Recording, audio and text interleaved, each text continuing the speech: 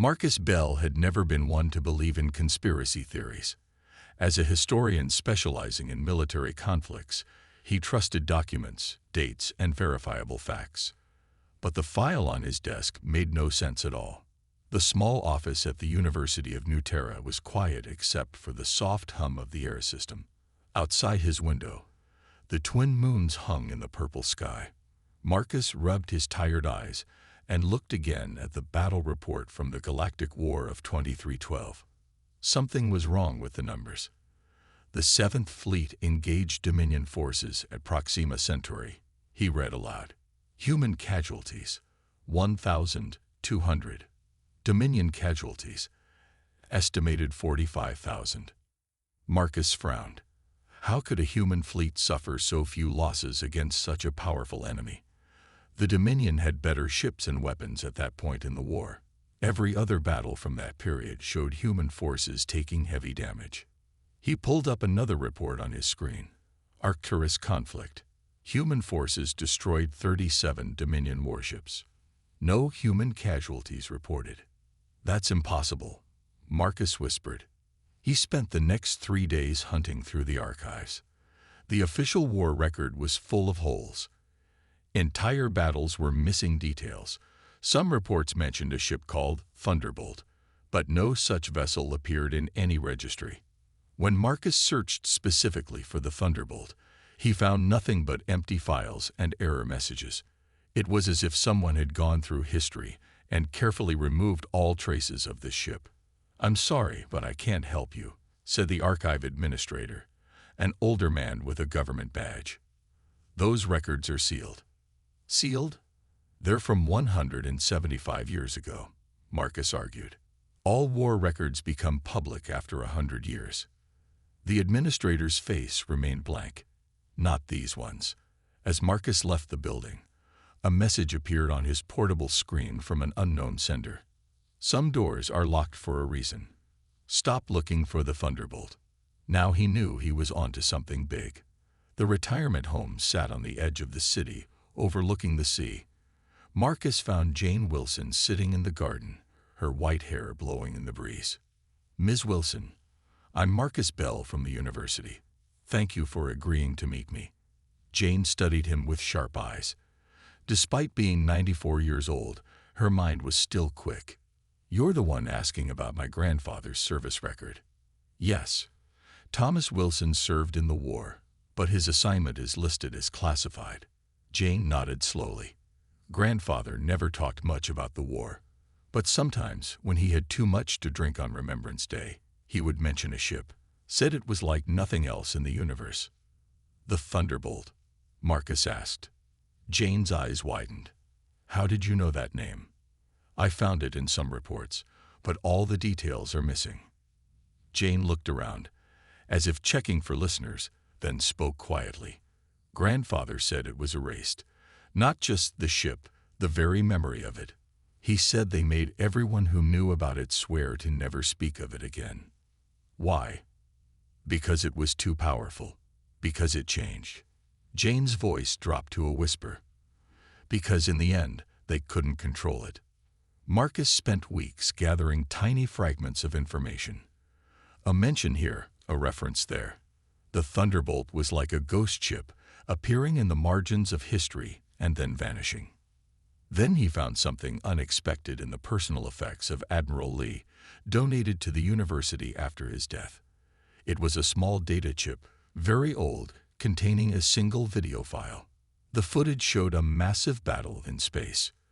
Dominion ships filled the screen, hundreds of them, firing on a single point. Then something moved through their formation, something dark and sleek that seemed to bend the light around it. Where it passed, enemy ships went dark or exploded. The video quality was poor, but Marcus could see the ship was unlike any human design he knew. Its hull seemed to shift and flow, almost like liquid metal. It moved in ways that defied physics.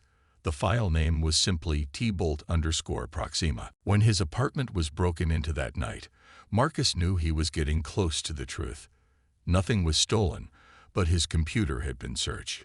Someone was worried about what he might find. He contacted Jane immediately.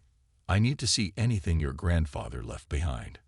Papers, photos, anything. They met at a small cafe away from surveillance cameras. Jane handed him an old leather-bound book. His journal. He wrote in code, but I figured it out years ago. The journal contained Thomas Wilson's personal account of serving aboard the Thunderbolt. Marcus read with growing amazement. Ship doesn't make sense. Engineers say the metals in the hull don't match anything in our database. Captain says it was built in a secret facility near Saturn, but I heard rumors it was based on recovered alien tech. Another entry read, saw the main weapon fire today. It didn't destroy the enemy ship. It erased it. 1 second it was there. The next it was just gone. Not blown up. Gone. And later, ship is changing. Johnson swears the corridor to the engine room is longer than it was last week. Meadows says she heard voices coming from the walls. Captain says it's just stress.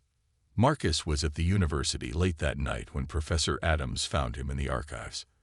You should stop this research, Bell, Adams said. His voice was friendly, but his eyes were cold. Why? What's everyone so afraid of? Some technologies are too dangerous to be remembered. The Thunderbolt was unprecedented. It won us the war, yes, but at what cost? The public has a right to know their own history, Marcus argued. Does the public have a right to knowledge that could destroy them? Adams countered. The technology that powered that ship was never meant to be in human hands. When you play with the fabric of reality, reality sometimes plays back. After Adams left, Marcus received another message on his screen. If you want the truth about the Thunderbolt, come to Dock 7 at midnight. Come alone. Marcus knew it might be a trap, but he had to know. He saved all his research to a secure location and sent Jane a message with the access codes, just in case. As he walked to the docks under the light of the twin moons, he thought about what he had learned. A warship so powerful it had been erased from history. A weapon that might have been more than a weapon. A shadow moved ahead of him in the darkness. A figure stepped out, face hidden. You've been looking for the Thunderbolt, the stranger said. I served on it, and I can tell you why they erased it from history. Marcus took a deep breath. Why? Because it's still out there, and they're afraid it might come back. My name is Robert Green, the stranger said, stepping into the dim light of the dock. His face was weathered, marked with a long scar across his cheek. I was a junior engineer on the Thunderbolt. Marcus stared in disbelief. That's impossible. The war was 175 years ago. Robert smiled without humor. One of the side effects of working near the ship's core. Time moves differently for us. I'm 213 years old, though my body shows only 70. They found a quiet spot away from the security cameras. Robert's eyes darted around constantly, like a man used to being hunted. The Thunderbolt wasn't just built, he began. It was born from desperation. In 2310, humanity was losing the war against the Dominion. Earth's colonies were falling one by one. Billions had died. The alien coalition had better technology, more ships, and no interest in peace. Dr. Alan Reed was Earth's last hope. A brilliant physicist with unconventional ideas, he had been studying the fundamental nature of reality for decades. The problem isn't our weapons, Reed told the gathered military leaders in the underground bunker beneath Old Washington. It's our understanding of physics itself. The Dominion can predict our every move because we're playing by the same rulebook. Admiral Parker leaned forward. What are you suggesting, Doctor? I believe I can create a ship that operates outside the normal laws of physics. A ship that can manipulate space-time itself. The room erupted in skeptical murmurs. General Morris stood up. That's science fiction, not science. Reed projected an image onto the wall. It showed a strange metal alloy with an ever-shifting surface. This is Element X. We found it in the remains of a meteorite that crashed in Antarctica. It doesn't match any known material in the universe. When exposed to specific energy frequencies, it can temporarily alter the fabric of reality around it. Alter it how? Asked Admiral Parker. In theory, create gravity wells, generate shields that warp space rather than absorb impacts, weapons that don't destroy matter but temporarily remove it from our dimension. The room went silent. "Give me 6 months and unlimited resources," Reed said. "I can build you a ship that will change everything." The Thunderbolt took shape in a hidden facility orbiting Saturn. The best engineers and scientists worked day and night, many not fully understanding what they were building. Robert had been assigned to help install the power systems. The core of the ship was Element X, suspended in a magnetic field. It pulsed like a heart. Sometimes I swear I could hear it, whispering. The ship's design evolved daily as Reed made constant changes. Its hull was made of normal metals infused with tiny amounts of Element X, allowing the entire structure to momentarily phase in and out of normal space when needed. The conventional weapons were just for show, Robert explained. The real power came from the reality distortion field. The ship could create temporary black holes, generate phantom images of itself that could still cause damage, or simply shift an enemy vessel a few degrees out of phase with our universe, making it effectively non-existent. When it was finally ready, the Thunderbolt looked unlike any human vessel. Its dark hull seemed to absorb light rather than reflect it. Its shape was vaguely triangular, but with curves and angles that seemed to change depending on how you looked at it. Captain Thomas White was chosen to command it, a veteran with a spotless record and unquestionable loyalty to Earth. White was a good man, Robert said quietly. He tried to understand the ship. Maybe that was his mistake. The Thunderbolt's first mission was supposed to be a simple test. Engage a small Dominion scout fleet near Jupiter, test the weapons, and retreat. But the moment the ship entered combat, something unexpected happened.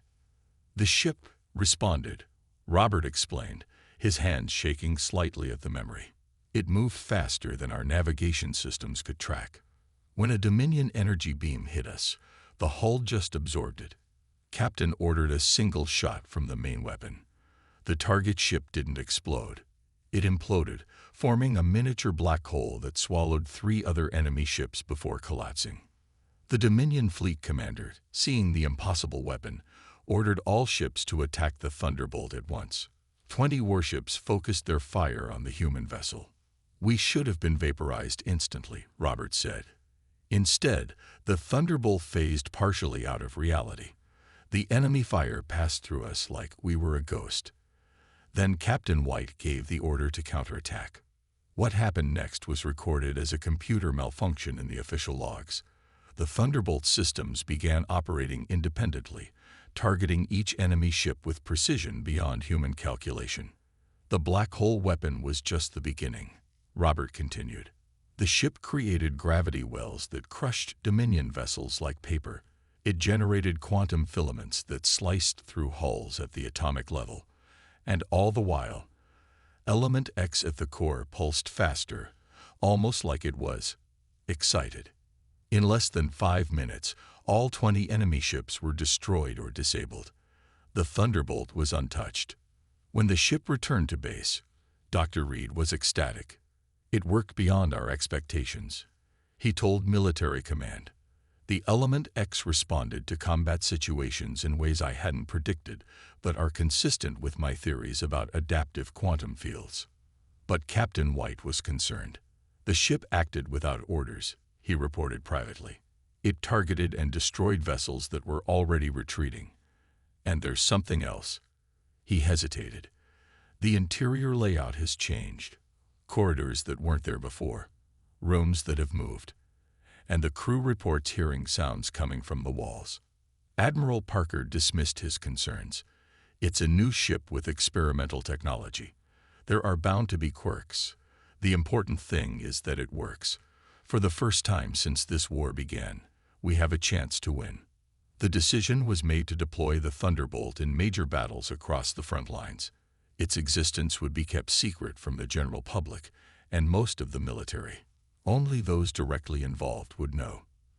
They classified everything at the highest level, Robert said to Marcus. The ship, Element X, even the names of the crew. We became ghosts, just like the thunderbolt itself. He looked up at the night sky, his eyes reflecting the distant stars. They thought they had created the perfect weapon, but they didn't understand what they had really done. What did they do? Marcus asked, barely breathing. Robert turned to him, his face grim. They woke something up. Something that had been sleeping inside Element X. Something that saw us humans as temporary caretakers, at best. Behind them, a security drone swept its searchlight across the dock. Robert stood quickly. We need to move. They're still looking for anyone connected to the Thunderbolt. Who is? Marcus asked, following him into the shadows. Everyone, Robert said simply. Because if they can't find the ship, they can at least make sure no one remembers it. Marcus and Robert met Jane at a small apartment on the edge of the city. Robert's eyes widened when he saw her. You look just like Thomas, he said quietly. Same eyes. Jane studied the old engineer. My grandfather. He never told us much about his time on the ship. He couldn't, Robert replied. None of us could. But now, with the Thunderbolt gone for so long, some of us think people should know the truth before. He trailed off, looking troubled. Before what? Marcus asked. Robert sighed. Before it comes back. After its first victory, the Thunderbolt was quickly deployed to the front lines of the war. The Dominion forces had pushed deep into human space, and Earth's colonies were falling one by one. The ship arrived at the Arcturus system, just as the Dominion was about to overwhelm the human defenders. 20 human ships faced over 400 alien vessels. The Thunderbolt came out of lightspeed right in the middle of the enemy formation. Robert explained, his eyes distant with memory. Captain White ordered immediate engagement. What happened next? He shook his head. It's hard to describe. The ship began to move in ways that defied physics. It would appear in one place, fire its weapons, and then instantly appear somewhere else, not using conventional engines, but somehow folding space itself. The Dominion ships couldn't track us.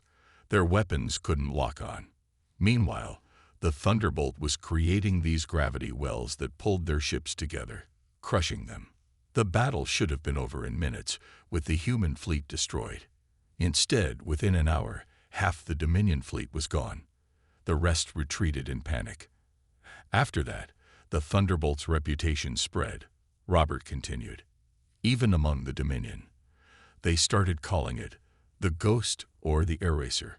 Some of their ships would simply turn and run when there was even a rumor we might be in the system. But as the Thunderbolt's legend grew, the ship itself began to change. Captain White started noting irregularities in his log. The ship would sometimes execute maneuvers seconds before he gave the order. The weapons would target the most dangerous enemy vessels without being directed to. The hull, which was designed to phase in and out of reality when hit by enemy fire, began doing so automatically, almost like a reflex. We were in the engineering bay when we first noticed the physical changes, Robert said. The corridors leading to the Element X core had lengthened. Rooms had shifted position, and the core itself had evolved. Originally, Element X had been a uniformly metallic substance with a shifting surface. Now it had developed patterns, complex, geometric shapes that constantly rearranged themselves. Dr. Reed was brought aboard to examine these changes. Remarkable, was all he would say at first. Later, in his private notes to military command, he admitted to being both thrilled and terrified. The Element X is reorganizing itself at the molecular level, he wrote. It's becoming more efficient, more responsive, almost like a nervous system developing. The Battle of Tasciti was where everything changed. The Dominion had gathered a massive fleet, over 1,000 ships, for a final push toward Earth. It was their last, desperate attempt to end the war. The Thunderbolt, along with 50 human warships, was all that stood in their way. Captain White knew we were outnumbered, Robert said. He told us that our job was to hold them off long enough for Earth to evacuate as many people as possible. None of us expected to survive. The battle began with the Dominion fleet advancing in formation. The human ships engaged, fighting bravely but taking heavy losses. The Thunderbolt moved forward alone, directly toward the heart of the enemy armada. What happened next wasn't in any battle plan, Robert said softly. The ship split. Marcus looked confused. You mean it broke apart? No, it created copies of itself. Phantoms. 5 exact duplicates, all moving independently, all causing real damage. The Dominion didn't know which one to target. They were firing everywhere, hitting their own ships in the confusion. Each phantom thunderbolt phased through enemy vessels, leaving destruction in its wake. When the phantoms were hit, they would flicker and reform elsewhere. The real thunderbolt, meanwhile, was pushing toward the Dominion flagship. The ship's core was pulsing faster than we'd ever seen, Robert continued. The walls around us were vibrating, and we all heard it, a sound like singing coming from everywhere and nowhere. Captain White ordered the main weapon to fire at the Dominion flagship, but instead of targeting just one ship, the Thunderbolt created a massive gravity distortion that engulfed dozens of enemy vessels, crushing them instantly. That's when I knew, Robert said. The ship wasn't following orders anymore. It was fighting the war its own way. When the battle ended, the Dominion fleet was in ruins. Of the 1,000 ships that had started the battle, less than 100 escaped.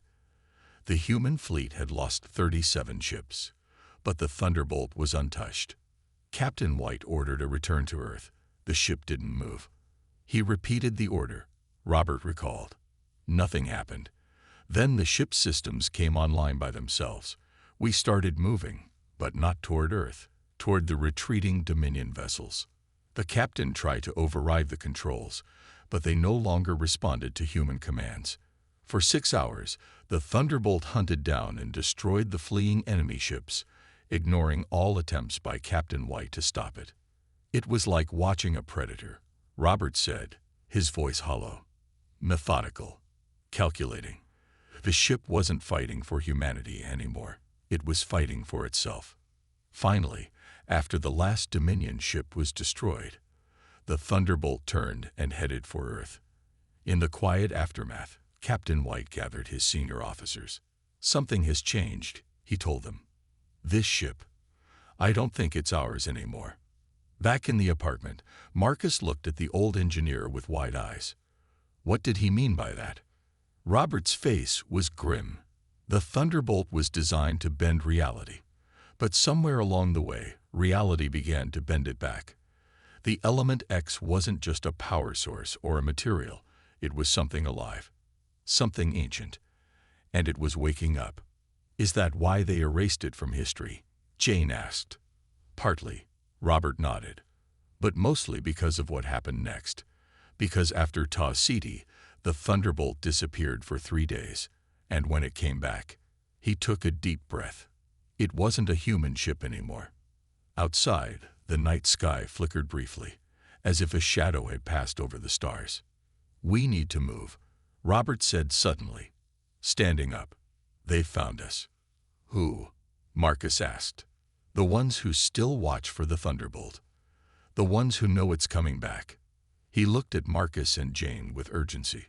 We need to find a secure place. I need to tell you about the disappearance, before it's too late. They found shelter in an abandoned mining station very deep in the mountains. Robert moved with the confidence of someone who had prepared escape routes long ago.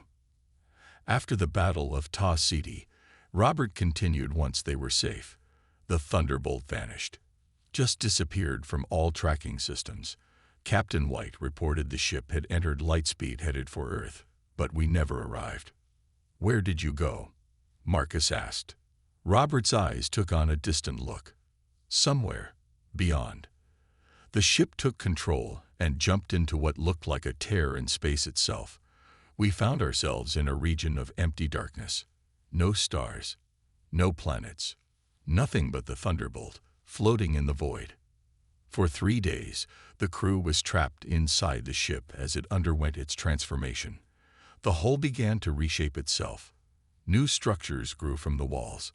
The element X core expanded throughout the vessel like veins in a living body. We could hear it thinking. Robert whispered, Not with words, but with feelings, images. Some of the crew went mad. Others became almost worshipful. Captain White ordered us to the escape pods, but they had been absorbed back into the hull. Jane leaned forward. "Did the ship talk to you?" Robert nodded slowly. On the third day, it spoke to Captain White. Not out loud, but directly into his mind. The rest of us only saw him standing in front of the core, tears streaming down his face. When Captain White finally turned back to his crew, his eyes were different. He had seen something that had changed him forever. The Element X, he told them, is a fragment of a consciousness that existed before our universe began. It was trapped here when reality formed around it. For billions of years, it slept. Our experiments woke it up. The ship had been using the battles against the Dominion to understand its own capabilities. Each engagement taught it more about manipulating the fabric of reality. Each victory made it stronger. The more it fought, the more it remembered what it once was. And now, Captain White had said, it wants to go home. When the Thunderbolt reappeared near Earth 3 days after vanishing, it was barely recognizable. Its hull had transformed into a dark, shifting material that seemed to absorb light. Its shape had become more fluid, with curves and angles that seemed to change as you looked at them. Military command was alarmed by the changes. They ordered the ship to dock at the Jupiter Defense Station for inspection. Captain White relayed the orders, but he already knew the Thunderbolt would not comply. "We can't control it anymore," he reported. "It follows our suggestions only when they align with its own goals." Admiral Parker demanded to know what had happened during the 3 missing days.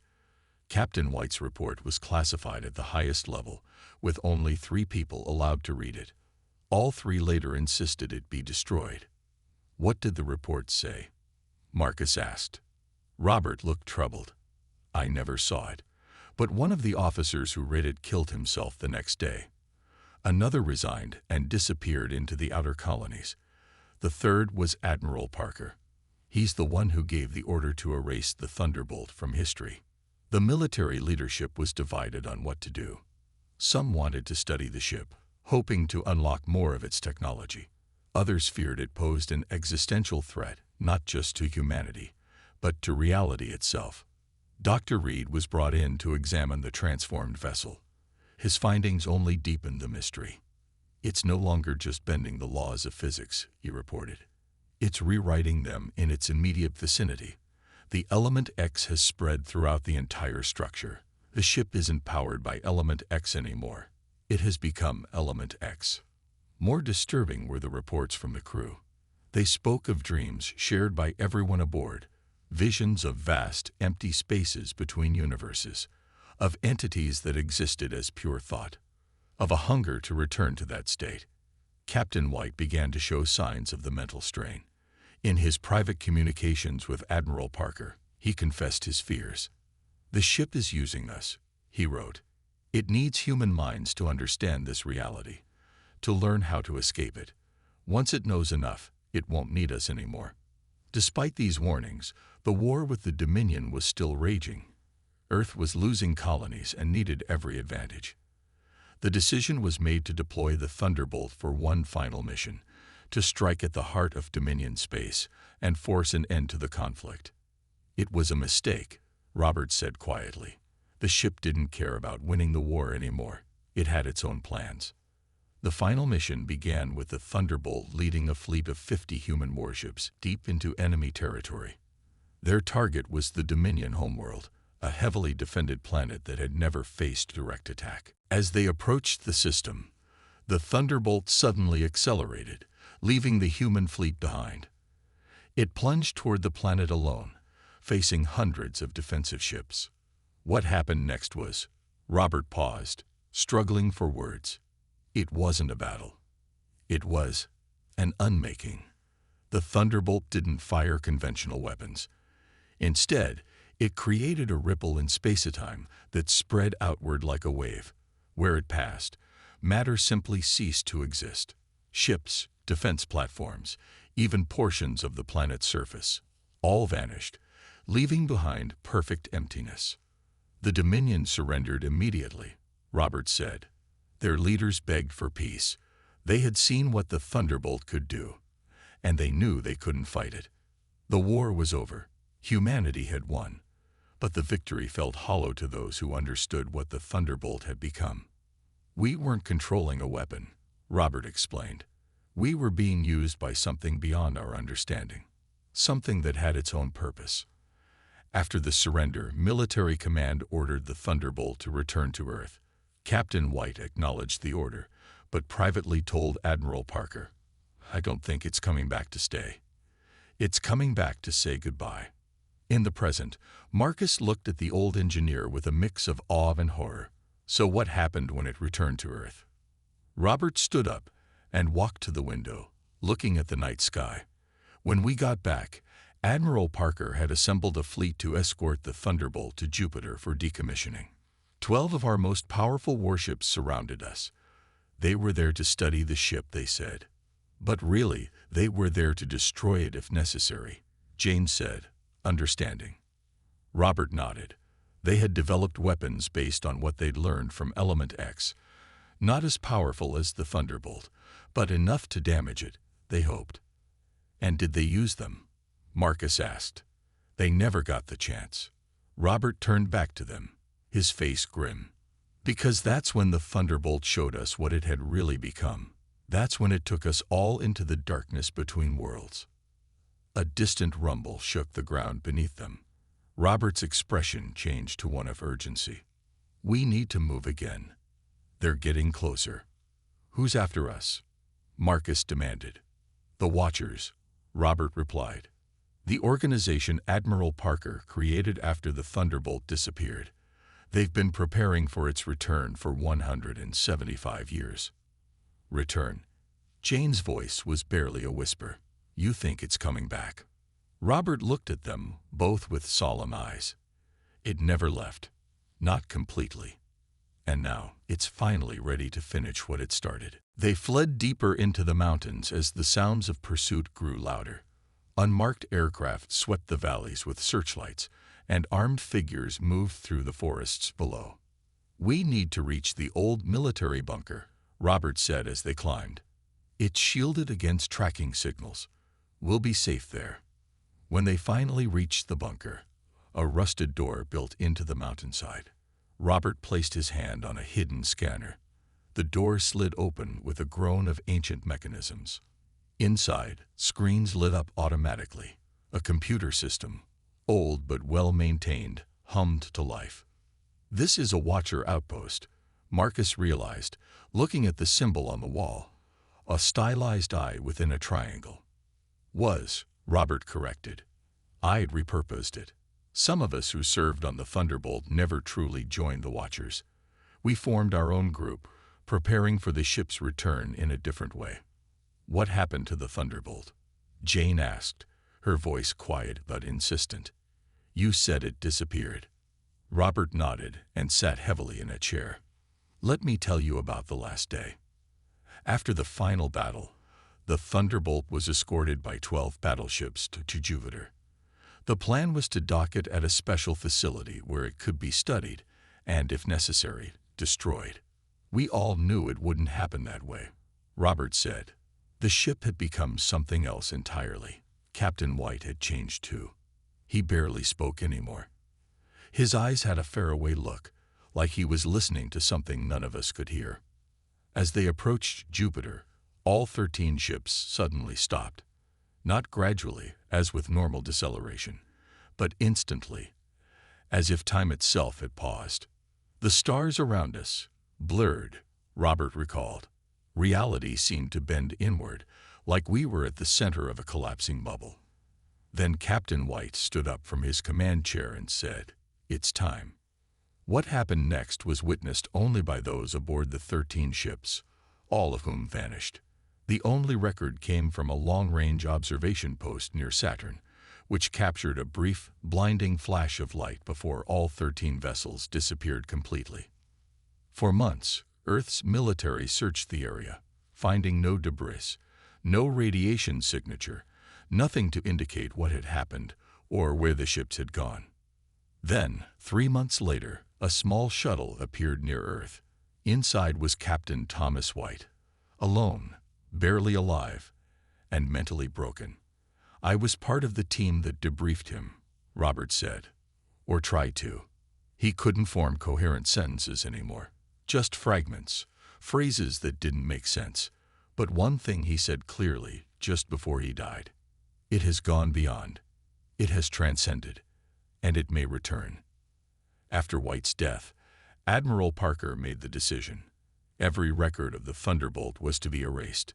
Its technology was too dangerous, its power too great, and what it had become was too terrifying to comprehend. The official story became that the war ended through conventional victories and diplomatic agreements, Robert explained. The Thunderbolt never existed. Element X was classified as a failed experiment. The crew were listed as casualties of various battles throughout the war. But what really happened to the ships? Marcus asked. And the crews?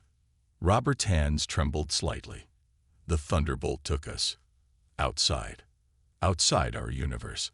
I saw it for just a moment before I was ejected in an escape pod, a vast emptiness between realities. And in that emptiness, giant presences, entities of pure thought and energy. "The Thunderbolt's home," Jane whispered. Robert nodded.